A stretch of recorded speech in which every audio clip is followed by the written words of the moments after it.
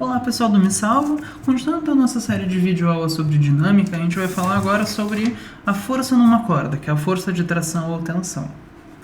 Para saber representar corretamente o valor da força de tração ou tensão numa corda, existem duas coisas que a gente tem que lembrar. A primeira delas é que um fio, enfim, a corda, ele nunca empurra, a corda sempre puxa. Então, por exemplo, se eu tenho uma força aqui agindo em dois bloquinhos presos por uma corda, a corda faz uma força dos dois lados e sempre puxando, nunca empurrando os bloquinhos. O segundo detalhe é o seguinte: ao longo do mesmo fio, se for um fio que a gente chama de um fio ideal ou um fio sem massa, vai ser a mesma força dos dois lados, tá?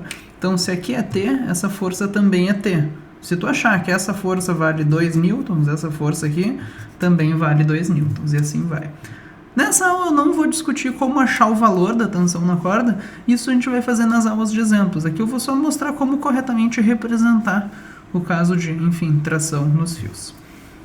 Então, por exemplo, se eu tenho uma situação assim, como é que eu represento a força de tração?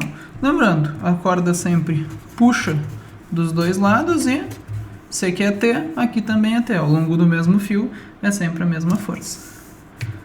Se eu tivesse uma situação assim, a corda sempre puxando dos dois lados e ao longo do mesmo fio, a mesma força.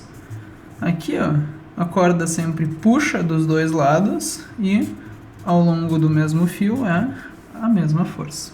É isso que é a parte importante de lembrar. Mesmo fio, sempre a mesma força. Se eu tivesse, por exemplo, dois fios, uma situação mais ou menos assim, ó. Aqui alguns carrinhos.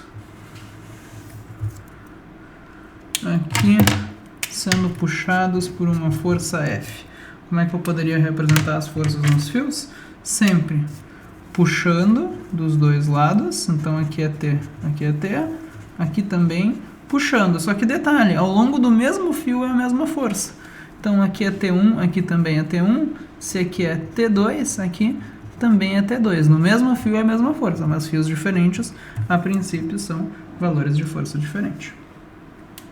Então tá, muito obrigado e por hoje é isso.